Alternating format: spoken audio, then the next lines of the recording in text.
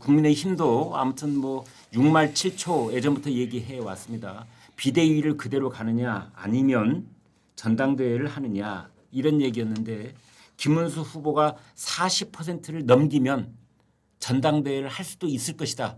40% 그러니까 득표율의 첫째 자리 숫자가 4자가 되는 순간 김문수 후보가 도전을 하는 당권을 놓고 전당대회가 열릴 수 있을 것이다. 이제 이런 분석을 하신 분들이 있었거든요. 그랬을 때 이제 당권이라고 말을 내거는 순간 김문수, 한동훈, 안철수 이런 분들이 떠올라요. 어떻게 보십니까? 김문수 후보의 그 패배 승복의 그 변하고 이제 오늘 이제 저녁에 걸리는 현수막, 그 낙선 인사하는 현수막이 있는데 그 뉘앙스로 봐서는 어떤 그런 여지는 현재로서는 안 남겨둔 것 같아요. 김문수 후보가 한번 좀 그래도 내 책임을 더 지겠다 이런 그 표현은 없더라고요. 저는 잘 모르겠습니다. 근데 어쨌건 그 저희 당원들의 마음속에는 제가 그냥 느끼기에는 선거 치르면서 이분이 내가 알던 것보다 되게 훌륭한 분이었구나, 좀 아깝네, 이런 마음들이 꽤나 이제 형성이 된 건 맞는 것 같고 말씀하신 대로 이제 40%를 넘으면서 그런 어떤 일정한 기반이 마련된 것도 맞는 것 같고, 그래서 그 가능성을 배제할 수는 없는 상황인 것 같습니다. 제가 아까 국민의힘 의원들을 쭉 봤다고 했잖아요.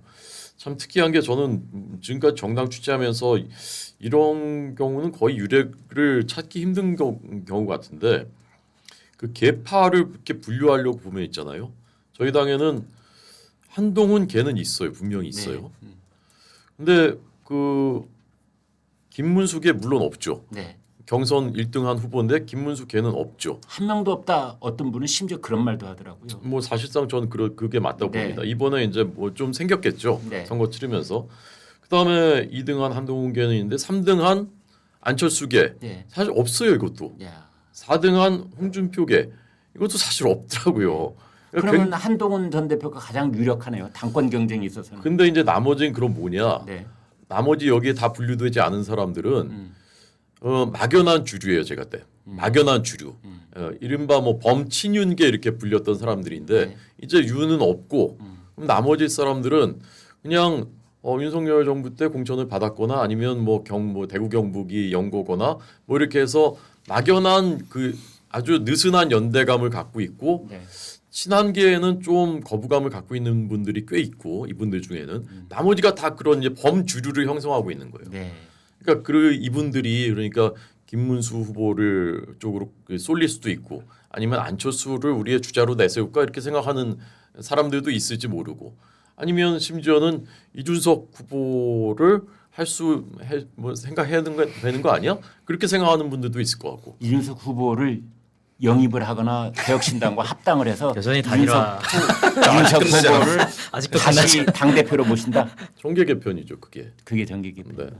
그럴 107 더하기 3 해서 110석을 만든다 했다.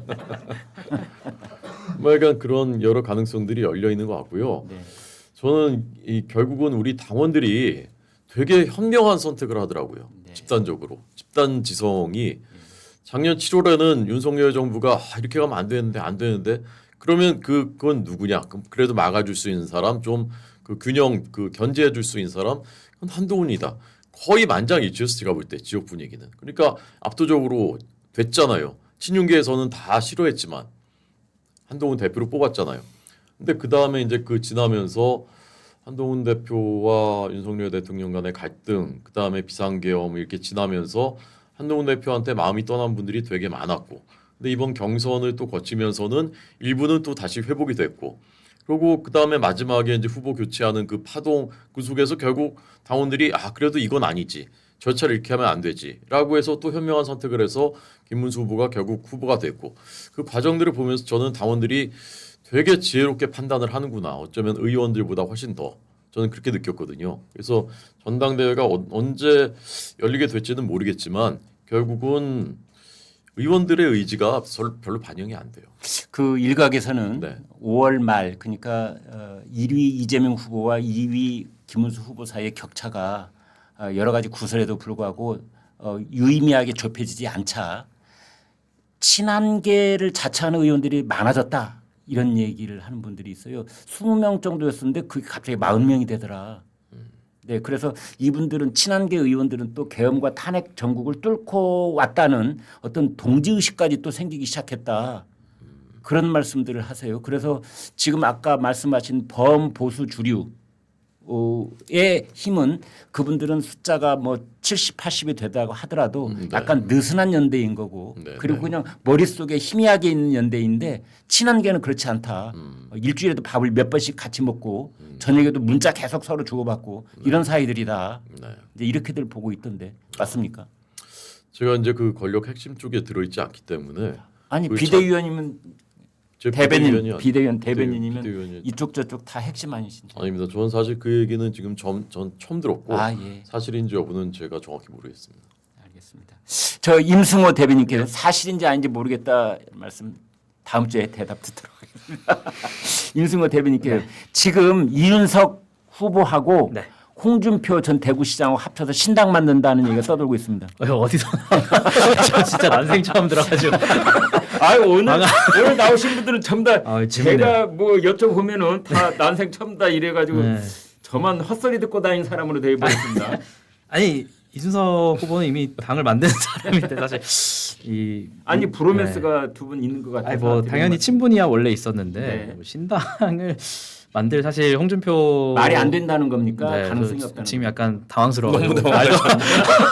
말도 안 되고 사실 가능성도 뭐 없는 것이고 뭐 그런 신당 얘기는 어디서 나왔는지 잘 모르겠고요. 저는 홍준표 시장의 경우에는 사실 뭐 개혁 신당에서 영입을 하니 많이 뭐 이런 질문도 많이 받았는데 저희는 뭐 정말로 그 접촉을 그 영입을 염두에 두고 접촉을 뭐 하고 이런 것은 전혀 없었다라고 알고 있고 워낙 이제 이준석 후보하고 홍준표 전 시장이 워낙 친분이 있기 때문에 뭐 그럴 가능성이 굉장히 없고 홍준표 시장의 경우에도 본인이 스스로 뭐 정계 은퇴와 탈당을 그 당시에 선언을 한 상황에서 이준석 후보와 홍준표 대표는 이렇게 멀찌감치 거리를 둔 상황에서 서로를 좀 격려해주고 할 때 케미가 맞는 분들이지 사실 정책적으로나 그간에 어떤 있었던 설전으로 보면 정말 정책적으로 그리고 당을 만들어서 같이 했을 때 케미가 좋으신 분들은 아니에요. 그래서 딱 이 정도의 거리가 적당한 상황이고 홍준표 시장의 경우에도 아마 정치 평론의 역할을 아마 계속 하시려는 거 아닌가? 개인적으로는 그런 생각이 들기 때문에 홍준표 시장과 뭔가 당을 만들어서 뭔가를 한다. 사실 저희는 이미 당을 만든 상황이고 대선까지 치른 상황이기 때문에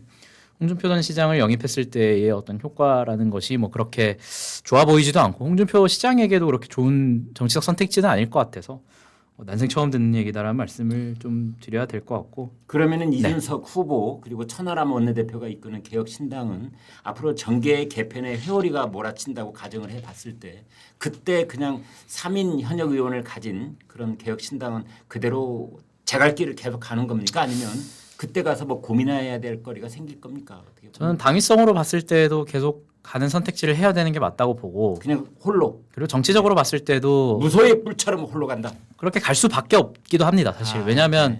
안타까운 얘기지만 이준석 후보가 만약에 이번 대선에서 거의 15%가 넘는 득표를 만약 했다면 네. 국민의힘에서도 많이 긴장을 하고 소위 이준석 후보를 중심으로 뭉쳐야 되는 거 아니냐라는 얘기가 강하게 나왔을 거예요. 네. 물론 8.3%라는 득표율도 굉장히 의미가 있다라고 보지만 저희가 공언했던 것이 최소 두 자릿수는 받겠다였는데 그 목표치를 달성하지 못한 상황에서 지금 말씀하신 107 플러스 3이 됐을 때 유의미하지 않습니다. 그 숫자는 원내에서 봤을 때 뭔가 어떤 개헌 저지선을 막을 수 있는 숫자 이미 그거는 이제 국민의힘 자체적으로도 막을 수 있는 상황이기 110석이 때문에 돼서 이준석 당대표의 가능성을 얘기하는 사람이 국민의힘 내부에 있다고 호준석 대변인께서 방금 몇 분 전에 말씀하셨잖아요. 뭐 그럴 가능성이 있을지도 않고 그럴 말을 하시는 분들도 없을 거예요, 사실. 그나저나 네. 이제 이준석 후보가 10%를 넘지 못하였으므로 그동안 쓴 선거 비용이 수십억 원이 될 텐데 그 돈의 뒷감당은 누가 합니까?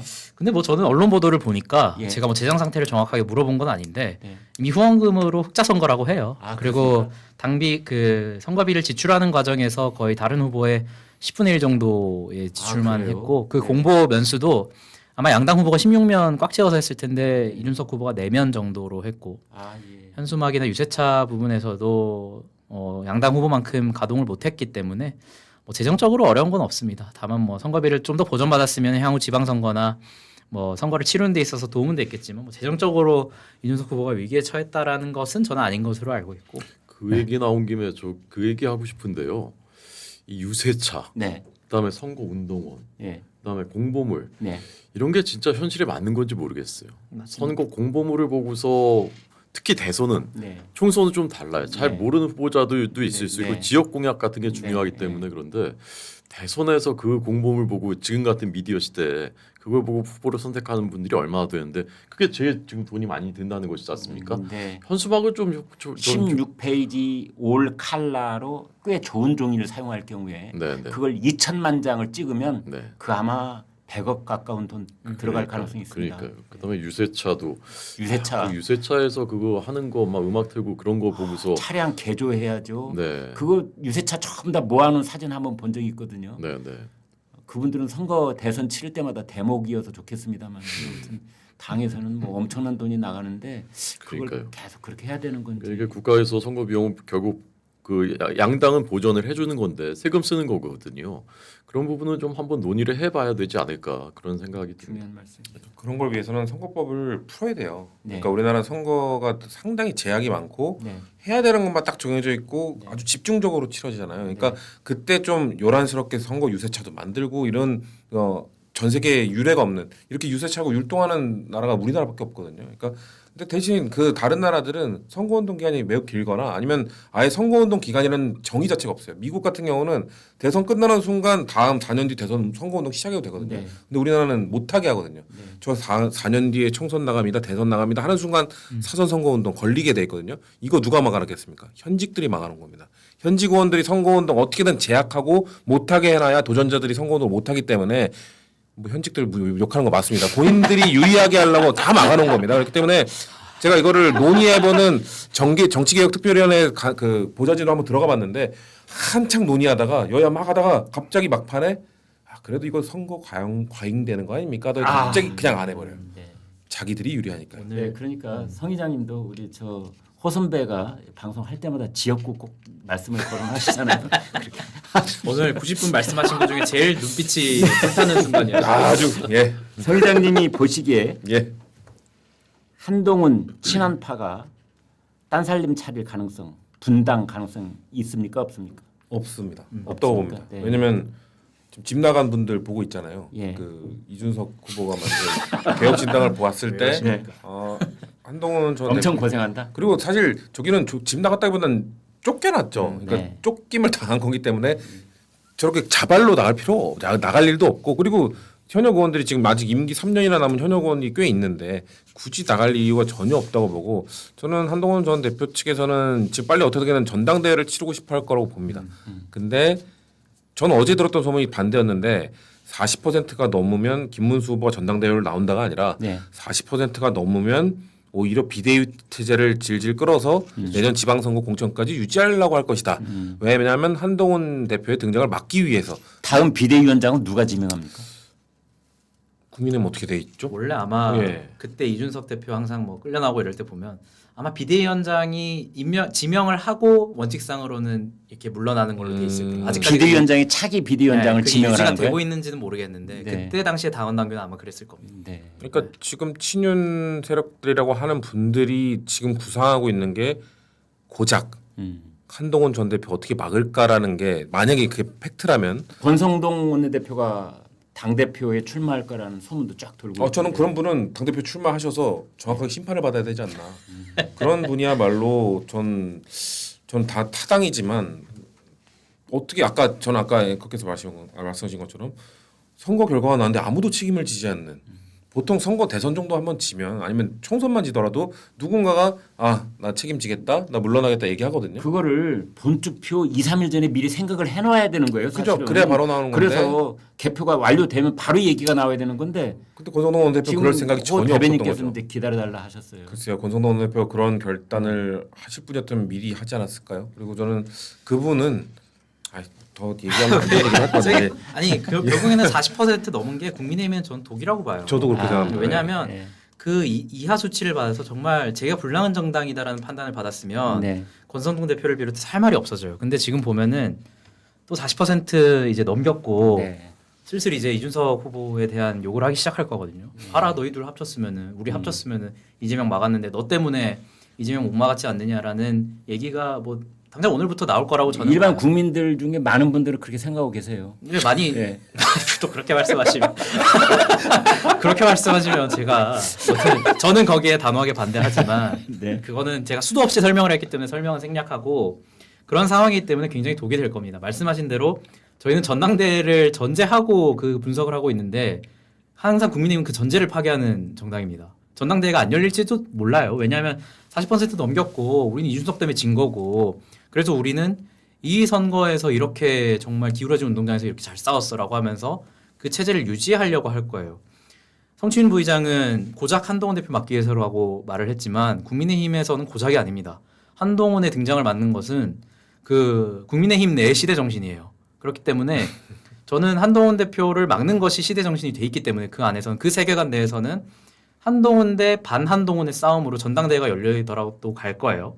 그 상황에서는 저는 한동훈 대표가 그나마 그래도 국민의힘 내에서는 정상적인 목소리를 내려고 노력은 했기 때문에 저는 비판을 많이 하긴 했지만 한동훈 대표의 정당성에 대해서는 저는 의심하지 않아요. 근데 작년 7월에는 현직 대통령이 힘을 실어줬는데도 한동훈을 막지 못했거든요. 근데 이번에는 현직 대통령도 이제 없는데 막아지겠습니까? 왜냐하면 그게 이제 마지막 당내 경선 대선 후보 결선에서 네. 당원 투표에서 한동훈과 김문수의 차이를 보면 굉장히 컸어요. 네. 그 얘기는 결국엔 당원 내에서도 그때 한동훈 대표를 지지했던 사람들이 그 배신자론에 힘입어서 굉장히 등을 많이 돌렸다라는 얘기예요. 네. 그동안에 한동훈 전 대표는 당원 배가 운동을 해서 그 당심을 상당히 많이 변화시켜 왔잖아요. 저는 뭐 그 대선 후보 마지막 경선 결과가 한 달 한 달도 안 됐나요? 뭐 그런 네. 상황에서 네. 그건 크게 유의미하지 않다라고 보고 오히려 더 짜졌다라고 보고 특히나 가까운 시기 내에 전당대회가 열리면 정치적 관심도가 많이 줄어든 상황에서 국민의힘 당원들의 어떤 목소리는 더 짜질 거예요. 그런 상황에서 국민의힘의 소위 말하는 친윤 세력, 친윤이 아니죠. 이제는 뭐 권력의 풍향계 역할을 하는 분들인데 그분들은 또 제도 가지고 장난질을 할 겁니다. 한동훈 대표가 그 등장을 하지 못하기 위해서 당원 여론을 좀 더 늘리겠죠. 결국에는 당원들의 의견을 수렴해야 되는 것이 당원 민주주의다라고 하면서 또 늘릴 거예요. 만약에 한동훈 대표가 바짝 가능성이 있다라는 판단이 이준석 있으면. 후보와 개혁신당은 국민의힘 대표로 한동훈 전 대표가 오는 것을 환영하는 입장입니까? 저는 그렇게 들리는데요. 지금 환영도 아니고 말씀하시는 게? 비판도 아닌 것이 아, 그렇습니까? 저는 왜냐하면 이렇게 얘기가 들으면 또 한동훈 대표의 정치적인 어떤 행보에 대해서는 저는 비판을 합니다. 왜냐하면 사실 이긴 선거가 없잖아요. 그 본인 당대표 경선이었나요? 그거 빼고는. 그 상황에서는 정치적인 역량은 없다고 보는데 그래도 후보군들 중에서는 계엄과 탄핵 문제에 있어서는 그래도 정상적이고 일관되진 않았죠. 정상적인 목소리를 그나마 여론에 맞추려고 시도했던 사람이 한동훈이기 때문에 저는 정상적인 어떤 판단이 되는 과정이라면 한동훈 대표가 되는 것이 맞다라고 보는데 지금의 어떤 국민의힘 선택과 어떤 40% 넘는 득표율이 오히려 독이 돼가지고 저는 전당대회가 열리지 않을 가능성이 굉장히 높고 열린다 한다 하더라도 한동훈 대표의 출현을 막기 위해서는 굉장히 창의적인 발상들을 할 것이다. 굉장히 창의적이에요. 왜냐하면 국민의힘의 창의적인 어떤 생각은 선거 기간에 발휘되지 않아요. 그 누구 괴롭힐 때 발휘되거든요. 죄송한 얘기지만 이준석 대표 쫓아낼 때 당원 당규 바꾸면서 창의적으로 쫓아냈잖아요. 가처분 한번 이제 패소했음에도 불구하고 단일화 저는 그게- 결렬시킬 때도 또 네, 창의적인 저는 그게 생각을 창의성의 발휘하고. 한계라고 봤는데 그 단일화 새벽에- 결렬시킬 때 새벽에 발휘된 뭐 창의성 3시쯤이었나요? 같은 거. 공고한 것은 3시의 창의성이라고 이 사람들이 부르는 한 사람 찍어낼 때는 정말 극도의 창의성을 발휘하는 분이구나를 느꼈기 때문에 아마 한동훈 대표의 또다시 출연을 막기 위해서는 저는 뭐 엄청난 창의성을 발휘할 것이다. 그래서 40%가 넘는 득표율이 굉장히 큰 독이 될 것이다. 이렇게 좀 이게 정말 놀리는 것이 아니라 비관적으로 보고 있습니다. 네. 짧게만 보태면 그 지금 선거 패배의 원인을 아마 이준석 후보에게 미루고 또 지금 이미 한동훈 전 대표에게 미루기 시작했거든요. 오늘 보니까 장례찬 전 최고가 당신들 그러니까 한동훈 친한계한테 하는 얘기예요. 당신들 김문수 찍긴 찍었어? 안 찍었지? 라는 식으로 지금 SNS 글을 올렸어요. 지금 대선 패배의 책임은 한동훈과 이준석이다. 이 프레임으로 친윤은 아마 40% 넘는 득표를 했기 때문에 너네들만 아니었어도 이겼을 텐데 이런 프레임으로 해서 계속 기득권을 유지하려고 노력하지 않을까? 그게 지금 국민의힘 어떻게 보면 보수 진영 개편돼야죠. 개편되고 다시 바로 서야 되는데 그 분들 때문에 저는 매우 어려울 거라고 생각합니다. 자 이렇게 이제 임승호 대변인 반론을 안 듣나? 성취 의장님까지 국민의힘을 걱정하는 말씀을 주셨는데 홍윤석 대변인께서는 국민의힘에 관한 얘기에 네, 네. 대해서는 말을 아끼고 계세요. 걱정하시는 게 아니라 굉장히 신이 나가서 지금 두 분 다 굉장히 그 말씀을 아닙니다. 말씀하시는 항상 것 사람 같은데. 일이라는 게 그렇지 않습니까?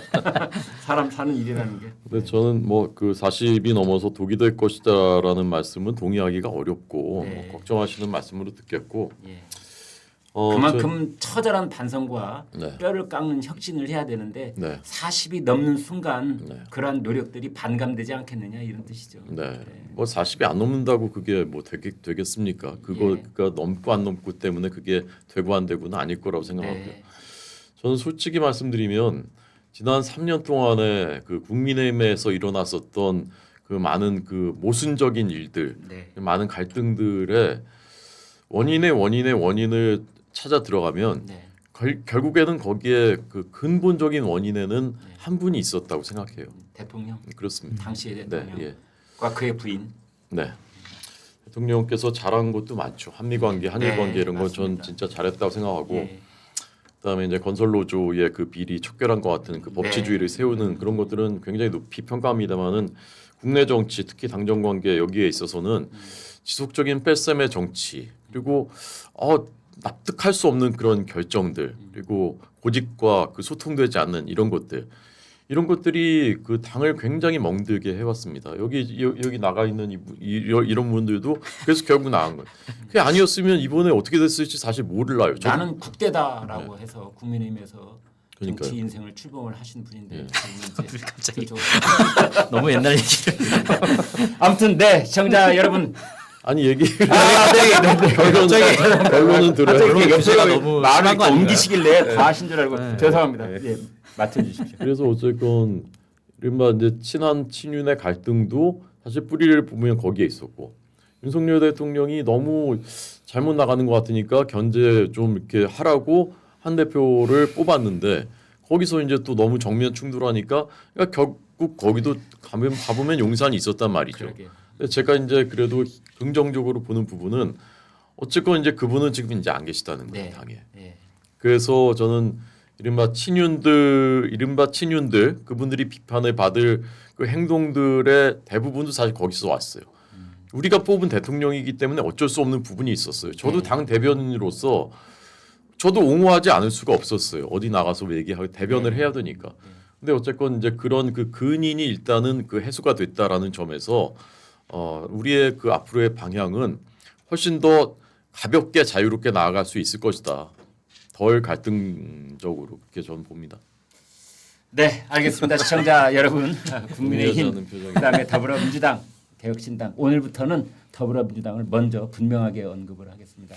지난 2달 그러니까 윤석열 대통령이 헌법재판소에서 파면된 그 날짜 이후로는 사실 여당도 야당도 없는 그런 상황이 진행이 됐었죠. 그러나 오늘부터는 이제 민주당은 여당, 국민의힘과 개혁신당은 야당 이렇게 됩니다. 그래서 여야 이렇게 지칭을 순서를 세우도록 하겠습니다.